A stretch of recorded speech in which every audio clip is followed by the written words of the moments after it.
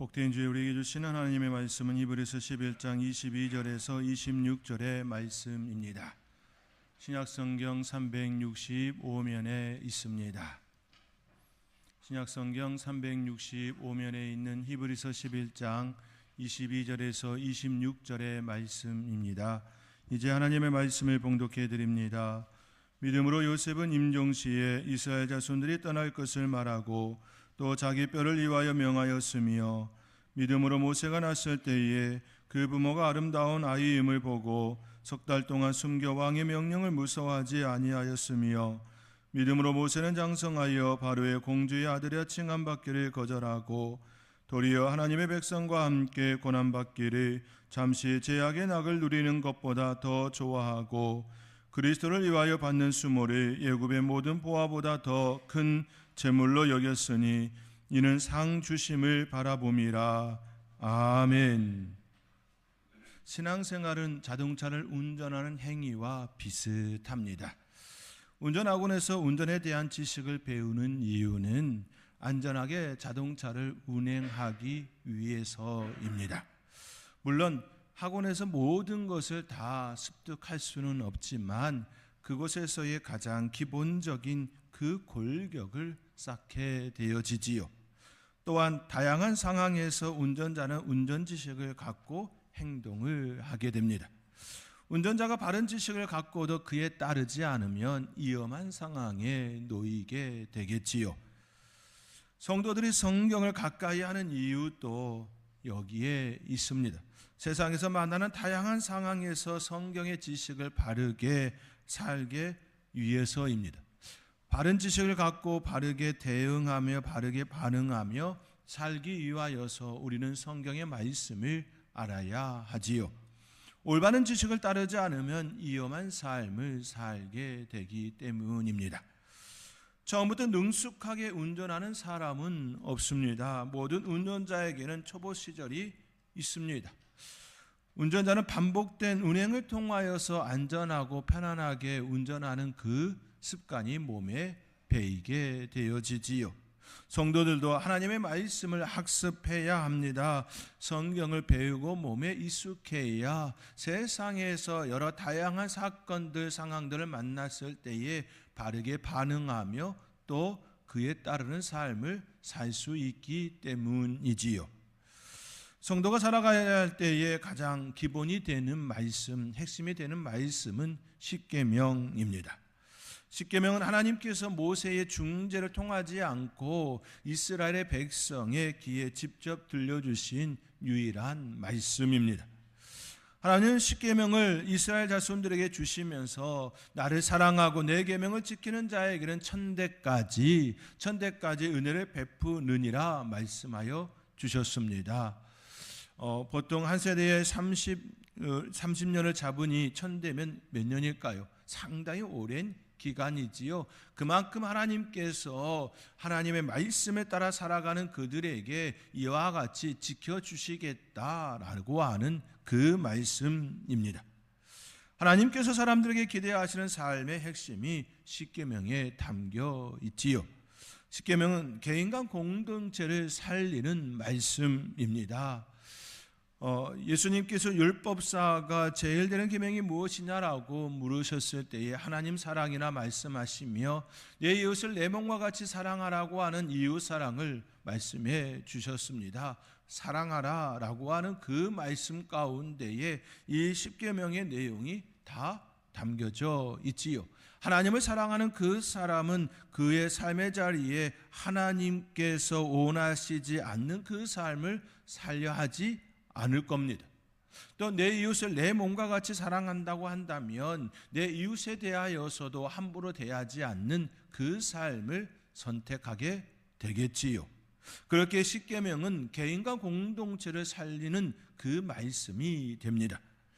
오랫동안 아프리카에서 선교하고 있는 선교사님의 이야기입니다. 선교사님은 오지 마을에 가서 어린이들에게 성경을 가르쳤습니다. 수업이 시작되면 아이들과 함께 먼저 십계명을 낭독합니다.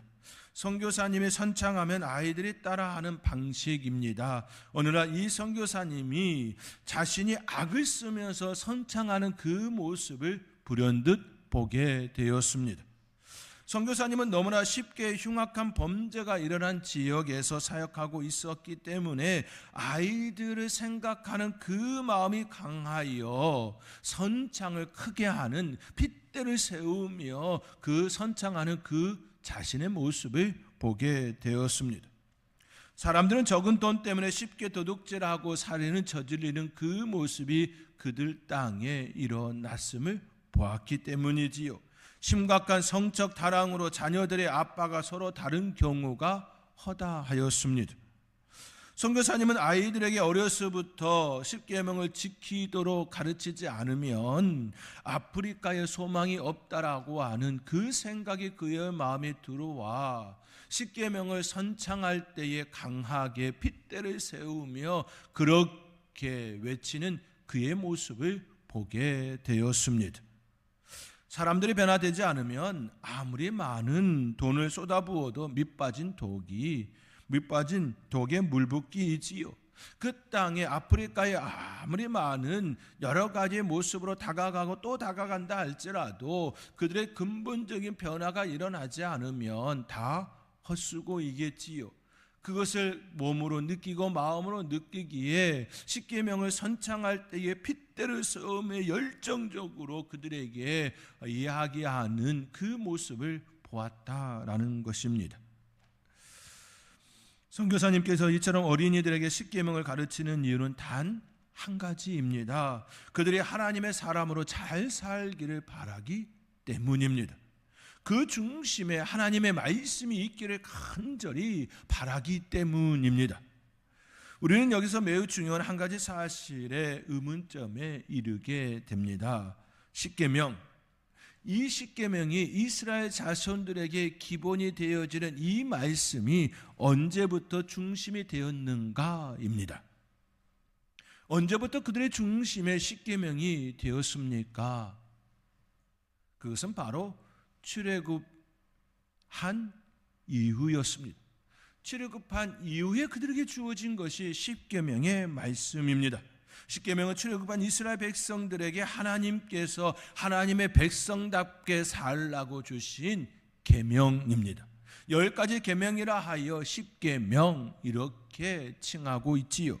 다시 말해 이스라엘 백성들이 출애굽하기 전에는 그들에게 십계명의 그 말씀이 있지 않았습니다. 하나님께서 출애굽한 이스라엘 자손들이 하나님의 백성답게 거룩한 나라에 그 백성답게 살게 하기 위하여서 그들에게 주신 말씀이 광야에서 그들에게 주신 말씀이 바로 십계명입니다. 물론 그들에게 하나님의 말씀이 없었던 건 아닙니다. 분명 그들에게 하나님의 말씀 계명이 그들에게 있었습니다. 그 말씀들은 약속의 말씀으로 그들에게 주어졌습니다. 아담과 하와가 범죄하여 하나님의 낯을 피하였을 때 하나님께서는 아담을 부르셨습니다. 아담아, 아담아 부르셨습니다. 낯을 피하는 이유에 대하여 그에게 묻습니다. 그때 아담은 하나님께서 주신 하와로 인하여 범죄하였다 대답합니다. 그 대답을 들은 하나님께서는 다시 하와에게 묻습니다. 하와는 뱀이 깨므로 내가 그것을 먹었나이다 대답하지요. 뱀에게는 왜 하와를 깨었느냐라고 묻지 않습니다. 그에게는 저주의 말씀만이 있었을 뿐입니다. 아담과 하와에게는 왜 이러한 일이 일어났는지 물었지만 제약의 온흉인 뱀에게는 묻지 않았습니다. 그리고 하나님께서는 뱀에게 너로 여자와 온수가 되게 하고 내 후손도 여자의 후손과 온수가 되게 하리니 여자의 후손은 내 머리를 상하게 할 것이요 너는 그의 발꿈치를 상하게 할 것이라는 말씀을 주셨습니다. 이 말씀은 뱀에게 주어진 말씀이지만 아담과 하와에게 또 그의 후손들에게 주신 하나님의 약속의 말씀입니다. 여자의 후손은 내 머리를 상하게 할 것이라고 하는 이 말씀이 사단의 머리를 부수겠다라고 하는 상하게 하겠다라는 그 약속의 말씀이기 때문이지요. 이처럼 하나님께서는 아담과 하와에게 말씀을 주셨습니다. 약속의 말씀을 주셨습니다. 약속의 말씀은 아담과 하와에게만 주어진 것이 아니었습니다. 그의 후손들 가운데서도 계속해서 하나님께서는 약속의 말씀을 주셨지요. 그의 후손들 가운데 아브라함을 부르시고 그에게 약속의 말씀을 주셨지요. 친척 아비의 집을 떠나 내가 지시할 땅으로 가라는 말씀을 주시고 길을 나선 그에게 하나님께서는 다시 나타나 그의 후손을 하늘의 별같이 바다의 모래와 같이 주시겠다라는 말씀을 더하셨습니다. 이때도 약속의 말씀이었습니다. 그 약속의 말씀은 아브라함과 사라가 나이가 많아 단산하였을 때 이제 더 이상 남자와 여자의 구실을 할 수 없음을 알았을 그때, 지난주의 말씀과 같이 죽은 자 같은 그때에 하나님께서 아브라함과 사라를 통하여 이삭을 선물로 주셨습니다. 그렇게 얻은 이삭은 하나님의 은혜를 입습니다. 그렇다고 그를 훈련시키지 않은 건 아니었지요. 하나님께서는 아브라함에게 이삭을 모리아 산에서 번제로 드리라 라는 명령을 내립니다. 그 명령은 아비로서 결코 생각하고 싶지 않은, 상상하고 싶지 않은 말씀입니다. 명령입니다. 그럼에도 불구하고 아브라함은 이삭과 그의 종들을 데리고 모리아 산으로 떠납니다. 3일길이었습니다. 수많은 생각을 하였을 것입니다. 그러나 그는 결코 멈추지 않았습니다. 모리아 산을 향하여서 계속해서 길을 나셨습니다. 이삭과 함께 그 종들과 함께 멈추지 않고 길을 나셨습니다.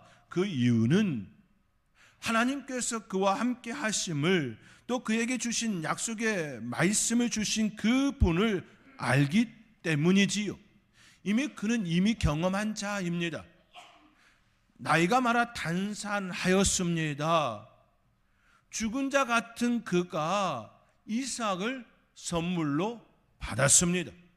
선물로 받은 그 자식을 하나님께서 드리라 하기에 거기에 분명한 하나님의 약속이 있음을 알기에 멈추지 않고 모리아 산을 향하여 나아감이 되었습니다.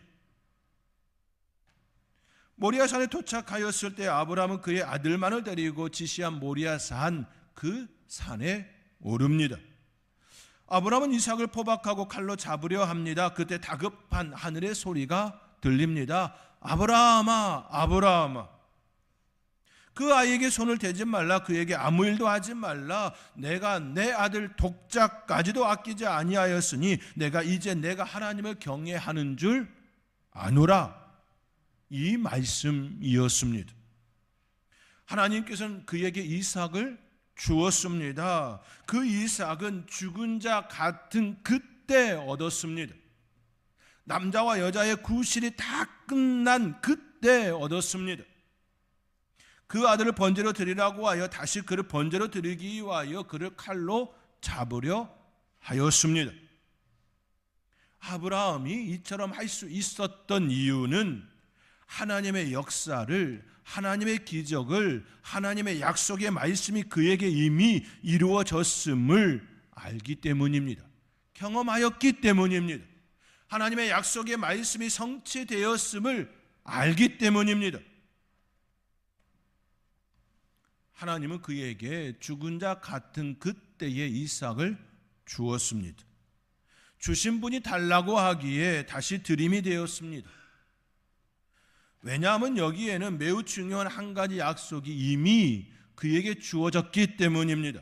그 약속은 아브라함과 사라의 그 자손, 그 이삭을 통하여 하늘의 별과 같이, 바다의 모래와 같이 후손의 축복을 주시겠다라고 하는 그 말씀이 그에게 이미 주어졌기 때문입니다. 만약 그를 죽인다면 어찌 하늘의 별과 같이 바다의 모래와 같이 그의 후손의 축복이 일어날 수가 있겠습니까? 다른 일을 통한 후손의 축복이 아니었습니다. 이삭을 통한 이삭을 통한 후손의 축복입니다. 이삭이 없이는 되지가 않습니다. 그러므로 이삭을 번제로 드리라는 그 명령에는 다시 주시겠다라고 하는 약속이 결합된 상품입니다. 이미 모리아 산에 이삭을 번제로 드리라고 하는 그 말씀에는, 그 명령에는 주신 이삭, 그 이삭을 내가 번제로 드린다 할지라도, 그가 죽는다 할지라도 그를 다시 살려 너에게 주시겠다라고 하는 그 약속의 말씀이 담겨 있는 겁니다. 그것을 알기에, 이미 경험하였기에 죽은 자 같은 그들이 이삭을 얻었기에 한 번 경험한 그 일이 두 번 일어나는 것은 어려운 일이 아님을 안 것이지요. 한 번 경험한 사람은 두 번째 경험은 그리 신기하지 않습니다. 한 번 경험한 사람은, 두 번 경험한 사람은, 세 번 경험한 사람은, 네 번 경험한 사람은 다섯 번째도 이루어질 줄 믿습니다. 한 번 경험한 사람이 10번 경험하고 또 20번 경험하고 30번 경험하고 100번 경험하면 101번째는 반드시 이루어질 걸로 믿습니다. 아브라함에게는 이미 그 경험, 그 기적이 있습니다. 그 약속을 붙들고 모리아 산에 오른 겁니다. 그 믿음이 무엇입니까? 그 약속이 무엇입니까? 부활의 약속입니다. 죽은 자가 다시 살아나는 그 약속입니다. 그 믿음을 아브라함에게 주셨습니다. 아브라함에게 하나님께서 약속하시고 이루시고 약속하시고 이루시는 그 과정을 통하여 그에게 부활의 믿음, 부활의 신앙을 주셨습니다. 구약의 말씀 가운데 부활의 신앙이 없는 것이 아닙니다. 이미 하나님께서는 구약의 그 사건 속에 부활의 신앙, 부활의 그 사건을 담아 놓았습니다.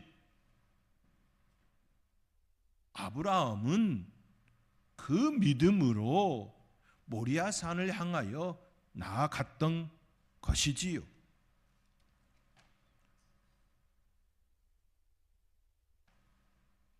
아브라함에게는 더 이상 의심할 이유, 의심할 여지도, 의심할 필요도 없었습니다.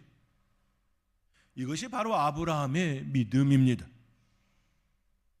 이삭을 죽인다 할지라도 다시 살리실 하나님, 부활의 주 되시는 그 하나님, 그 하나님을 믿음이었습니다. 그가 처음부터 이 믿음의 소유자가 된 것이 아니지요. 약속의 말씀이 그에게 주어졌습니다. 그리고 하나님께서 성취하셨습니다.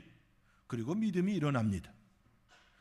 하나님께서 계속해서 약속하시고 이루시고 약속하시고 이루시고 약속하시고 이루시는 그 과정을 통하여 그에게 일어난 건 믿음입니다. 우리의 삶의 자리도 마찬가지이지요. 하나님께서 우리에게 약속하시고 그 약속의 말씀이 이루어지고 그것이 쌓이고 쌓이고 쌓이면 우리에게 일어나는 것이 바로 믿음입니다. 믿음은 내가 가진 것이 아니라 하나님께서 우리에게 말씀하셔서 그 말씀이 이루시는 그 과정을 통하여 내 안에 일어난 선물입니다. 하나님께서 주신 선물입니다. 축복이지요. 은혜입니다. 그렇게 내가 믿음을 가졌다 말할 수가 없습니다. 하나님께서 주신 선물이기에 그저 믿음에 대하여 감사할 뿐입니다. 이처럼 아브라함을 통하여서, 아버지 아브라함을 통하여서 이삭은 믿음의 훈련을 함께 받았습니다. 약속의 성취가 그에게서 일어나는 것을 보았습니다. 이처럼 이삭은 아버지 아브라함을 통하여 하나님의 말씀의 성취, 약속의 성취, 능하신 세계, 하나님의 신비의 그 세계를 봅니다. 이 모습은 이삭에게, 야곱에게로, 야곱에게서 다시 12아들에게로 전해집니다. 하나님께서 큰 민족을 이루시겠다는 그 약속의 말씀이 애굽에 사는 400년 동안 성취되었습니다. 70명의 그 작은 인원수가 애굽 땅에 내려갔는데 400년이 지난 그 시간 속에 하나님께서 큰 민족을 이루시고 장정만 60만이 넘는 큰 민족으로 성취하셨습니다. 말씀이 주어졌고 400년 동안 말씀을 성취하셨습니다. 그리고 출애굽시키셨습니다. 하나님의 때가 되어 그들은 모세를 따라 출애굽합니다. 이를 미리 믿음의 눈으로 바라본 인물이 있습니다. 바로 요셉입니다. 오늘 본문 22절의 말씀입니다. 우리 함께 오늘 본문 22절 함께 읽겠습니다. 믿음으로 요셉은 임종시에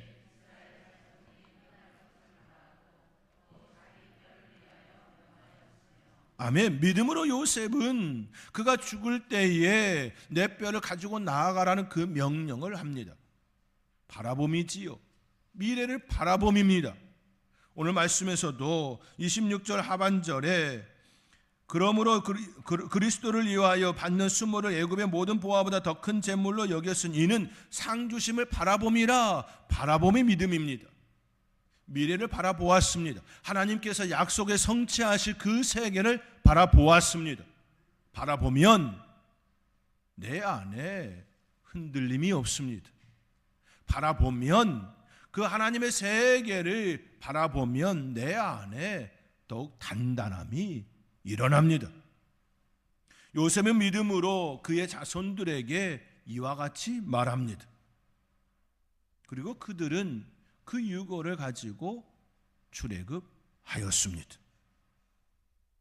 요셉은 하나님께로부터 꿈을 받은 인물이지요.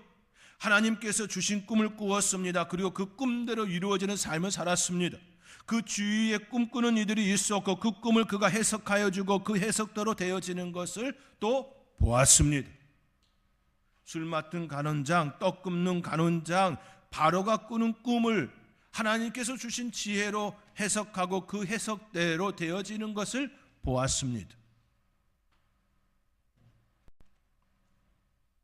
이것이 요셉이 경험한 하나님의 축복입니다. 꿈의 성취. 이는 아브라함과 이삭과 야곱에게 주셨던 약속의 말씀의 성취와 맥락을 같이 합니다. 하나님께서 아브라함에게, 이삭에게, 야곱에게 말씀의 약속을 합니다. 약속의 말씀을 합니다. 그리고 성취합니다. 요셉에게 꿈을 꾸게 합니다. 그 꿈을 이루어지게 합니다. 꿈꾸는 자를 보게 하고 그 꿈을 듣고 해석합니다. 그 해석이 이루어집니다. 그 결과 그에게 주어진 건 믿음입니다. 약속의 성취는, 말씀의 성취는 우리에게 축적되어지는 건 믿음입니다. 같은 맥락 속에서 일이 이루어졌습니다. 하나님의 역사를 경험하면 경험할수록 우리에게 쌓이는 건 믿음입니다. 한 번 경험하고, 두 번 경험하고, 세 번 경험하고, 10번 경험하고, 100번 경험하고, 1000번을 경험하면 우리 안에서 결코 흔들리지 않는 건 믿음입니다. 그 세계를 볼 수 있어야 합니다. 다시 말해, 이스라엘 백성들에게 십계명이 주어지기 전에 먼저 하나님의 말씀이 그들에게 있었습니다. 그 말씀이 이루어지는 것을 통하여서 그들의 자리에 믿음이 자리하였습니다. 이것이 신앙의 자리이고 삶의 자리입니다. 그 말씀이 이루어지는 것을 그의 조상들이 경험합니다. 그 경험의 자리가 그들의 삶의 발자취, 신앙의 발자취였습니다. 믿음의 자리, 믿음의 자리입니다. 십계명보다 이렇게 살라라고 하는 그 말씀보다 그들의 삶의 자리에 먼저 다가온 것은 약속의 말씀이었고 믿음이었습니다. 십계명 즉 율법은 하나님의 말씀보다 먼저 온 것이 아닙니다. 십계명이 하나님의 말씀이 아니라는 그 말이 아닙니다. 여기서 이 말씀은 우리에게 주시는 약속의 말씀, 너희들 이렇게 살라라고 하는 그 계명이 아닌 우리에게 주신 그 약속의 말씀이 먼저였다라는 그 말입니다. 말씀이 먼저였습니다. 그리고 그 말씀에 반응하는 믿음이 먼저였습니다. 그 믿음을 가진 이들에게 너희는 이렇게 살라 주신 것이 바로 계명입니다. 하나님을 사랑해야지, 내 이웃을 내 몸과 같이 사랑해야지, 내 부모를 공경해야지, 내 이웃 것을 탐내지 말아야지, 거짓말하지 말아야지 라고 주신 것입니다. 믿음을 가진 이들에게 요구하는 삶이 무엇입니까? 사랑입니다. 예수님께서 율법사들이 무엇이 첫째 되는 계명이냐고 물으셨을 때 하나님 사랑, 내 이웃을 내 몸과 같이 사랑하라고 하는 그 이웃 사랑, 사랑입니다. 사랑은 그리스도인들이 품어야 할 삶의 덕목입니다. 사도 바울이 고린도 교회를 향하여 주신 말씀과 같이 사랑은 무례히 행치 않습니다. 예의가 있어야 합니다. 자기의 유익을 구하지 않습니다. 자기의 유익을 위하여 교회에 폐를 끼치는 그러한 모습이 일어나지 않아야 합니다. 먼저 그의 나라와 그의 의를 구하라 말씀합니다. 불의를 기뻐하지 아니하여야 합니다.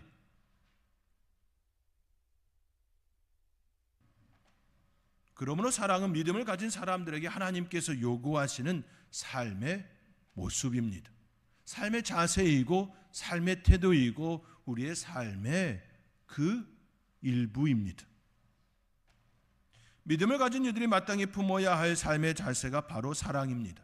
사랑이 우리의 삶의 자리에 깊숙이 들어가기 위해서는 먼저 우리 안에 하나님의 말씀을 믿는 그 믿음이 중심이 되어야 합니다. 이는 부부지간에도 동일하지요.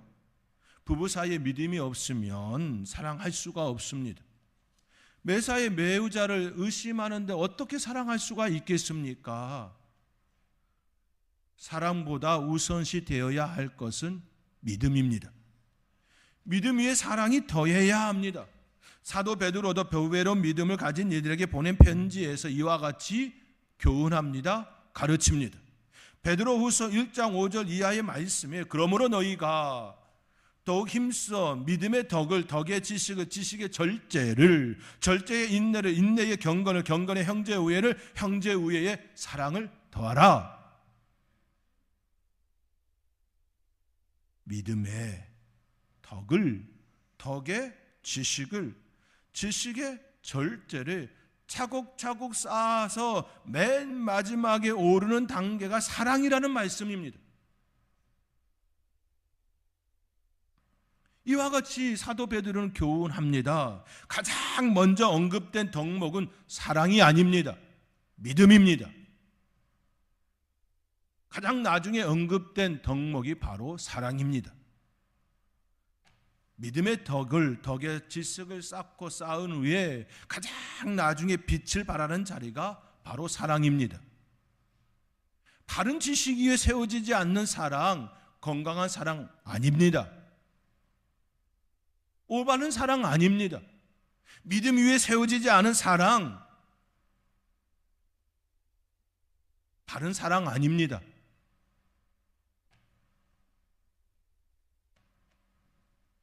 사랑은 우리가 추구해야 할 하나님의 명령이지요. 우리가 추구해야 할 삶입니다. 그러나 사랑보다 앞서서 우리에게 갖춰야 할 것은 믿음입니다. 하나님에 대한 믿음, 말씀에 대한 믿음, 약속에 대한 믿음이 먼저 이어야 합니다. 그리고 그 이후에 사랑이 덧입혀져야 합니다. 사랑 매우 중요한 덕목입니다. 그러나 반석 위에 세워지지 않은 사랑, 무너지는 사랑입니다. 믿음 위에 세워지지 않은 사랑은 무너지는 사랑입니다. 무너지는 사랑 하지 마시기 바랍니다.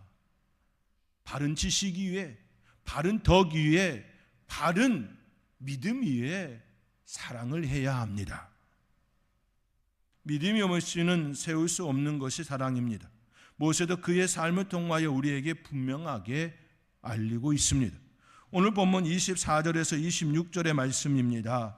우리 함께 24절에서 26절의 말씀 함께 읽겠습니다. 믿음으로 모세는 장성하여 바로의 공주의 아들이라 칭함받기를 거절하고 도리어 하나님의 백성과 함께 고난받기를 잠시 제약의 낙을 누리는 것보다 더 좋아하고 그리스도를 위하여